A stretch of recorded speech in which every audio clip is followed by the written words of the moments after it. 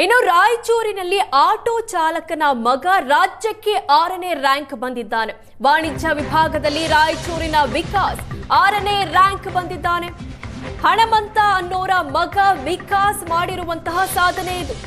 ರಾಯಚೂರಿನ ವಿದ್ಯಾನಿಧಿ ಕಾಲೇಜಿನ ವಿದ್ಯಾರ್ಥಿ ವಿಕಾಸ್ ಪಿಯು ವಾಣಿಜ್ಯ ವಿಭಾಗದಲ್ಲಿ ವಿಕಾಸ್ಗೆ 594 ಅಂಕ ಬಂದಿದೆ.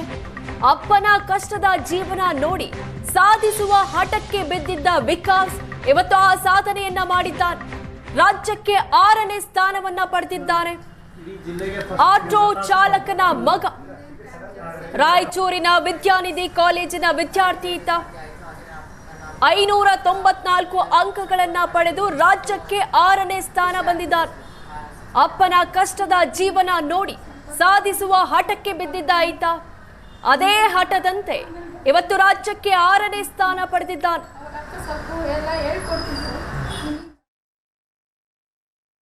ಎರಡು 2025 ಮತ್ತು 26ನೇ ಸಾಲಿನ ದ್ವಿತೀಯ PUCಯ ಫಲಿತಾಂಶ ಹೊರಬಂದಿದೆ. ಈ ಒಂದು ಫಲಿತಾಂಶದಲ್ಲಿ ವಾಣಿಜ್ಯ ವಿಭಾಗದಲ್ಲಿ ರಾಜ್ಯಕ್ಕೆ 6ನೇ ಸ್ಥಾನ ಪಡೆದಂಥ ವಿಕಾಸ್ ಕುಟುಂಬ ನಮ್ಮ ಜೊತೆ ಇದೆ. ನಾವಿವತ್ತು ಅವ್ರ ಮನೆಯಲ್ಲಿದ್ದೇವೆ. ಮನೆಯಲ್ಲಿರ್ತಕ್ಕಂಥ ಎಲ್ಲ ಕುಟುಂಬಸ್ಥರು ಕೂಡ ಸಂಭ್ರಮದಲ್ಲಿದ್ದಾರೆ. ಯಾಕೆ ಅಂತಂದರೆ ಇಡೀ ರಾಜ್ಯದಲ್ಲೇ ವಾಣಿಜ್ಯ ವಿಭಾಗದಲ್ಲಿ 6ನೇ ಸ್ಥಾನ ಪಡೆದಿರುವಂಥ ವಿದ್ಯಾರ್ಥಿಯ ಕುಟುಂಬಸ್ಥರನ್ನು ತಾವು ನೋಡ್ತಾ ಇದ್ದೀರಾ. ಈ ಕುಟುಂಬದ ಹಿನ್ನೆಲೆ ಹೇಳಬೇಕಾದ್ರೆ ಅಪ್ಪ ಆಟೋ ಓಡಿಸಿದ್ರೆ ಮಾತ್ರ ಕುಟುಂಬ ನಡೆಯುತ್ತೆ.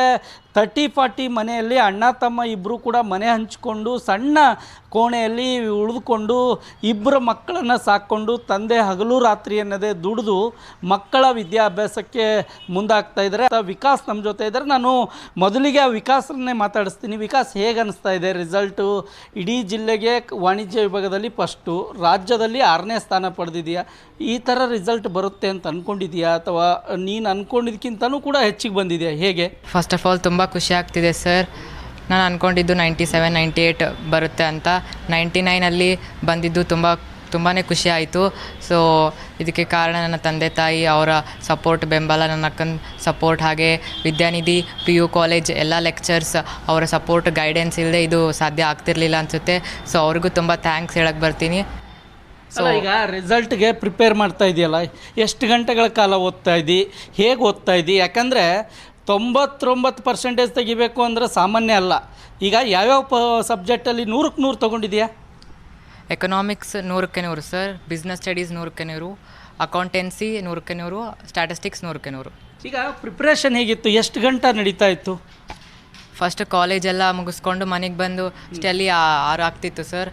ಅದಾದಮೇಲೆ ಮನೆಯಲ್ಲಿ ಅವ್ರ ಕಾಲೇಜಲ್ಲಿ ಏನು ಮಾಡಿಸಿದ್ರು ಅದನ್ನೇ ಮನೆಗೆ ಬಂದು ಚಾಚು ತಪ್ಪದೆ ಅದನ್ನೆಲ್ಲ ಚೆನ್ನಾಗಿ ಓದ್ಕೊಂಡು ಹೋಗ್ತಿದ್ವಿ ಸರ್. ಎಕ್ಸಾಮ್ ಟೈಮ್ಸಲ್ಲಿ ಸ್ವಲ್ಪ ಜಾಸ್ತಿ ಎಫರ್ಟ್ಸ್ ಹಾಕಿ ಜಾಸ್ತಿ ಟೈಮ್ ಹವರ್ಸ್ನ ಸ್ವಲ್ಪ ಜಾಸ್ತಿ ಮಾಡಿಕೊಂಡು ಸ್ಟಡಿ ಅವರ್ಸ್ನ.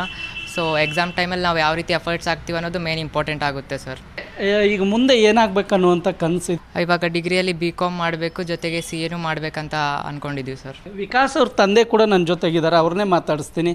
ಸರ್, ಈಗ ನಿಮ್ಮ ಮಗ ಇವತ್ತು ವಾಣಿಜ್ಯ ವಿಭಾಗದಲ್ಲಿ ಅಂದರೆ ಕಾಮರ್ಸ್ ವಿಭಾಗದಲ್ಲಿ ಜಿಲ್ಲೆಗೆ ಪ್ರಥಮ ಸ್ಥಾನ, ರಾಜ್ಯಕ್ಕೆ 6ನೇ ಸ್ಥಾನ ಪಡೆದಿದ್ದಾರೆ. ಹೇಗೆ ಅನಿಸುತ್ತೆ ಸರ್? ಸಂತೋಷ ಆಗ್ತದೆ ಸರ್ ಭಾಳ. ಅವನು ಕಷ್ಟ ಬಿದ್ದು ಓದಿದ್ದಕ್ಕೆ, ನಮ್ಮ ಆಸೆ ಇಟ್ಕೊಂಡಿದ್ದಕ್ಕೆ ನಿರಾಶೆ ಅಂತ ಆಗಲಿಲ್ಲ. ಅವನು ಓದಿದ್ದು ಅವನಿಗೆ ಓದಿತಕ್ಕಂಥ ಅವ್ನು ಬಂದಾನಂತಲೇ ನನಗೆ ಸಂತೋಷ ಆಗ್ತದೆ. ಅಲ್ಲ, ಈಗ ನೀವು ಆಟೋ ಓಡಿಸಿದ್ರೆ ಮಾತ್ರ ಮನೆ ನಡೆಯುತ್ತೆ.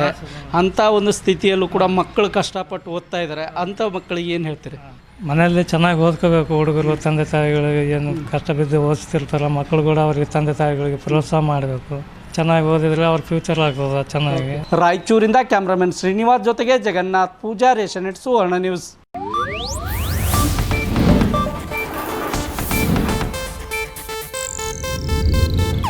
ಇದು ಏಷ್ಯಾನೆಟ್ ನ್ಯೂಸ್ ನೆಟ್ವರ್ಕ್ ಪ್ರಸ್ತುತಿ.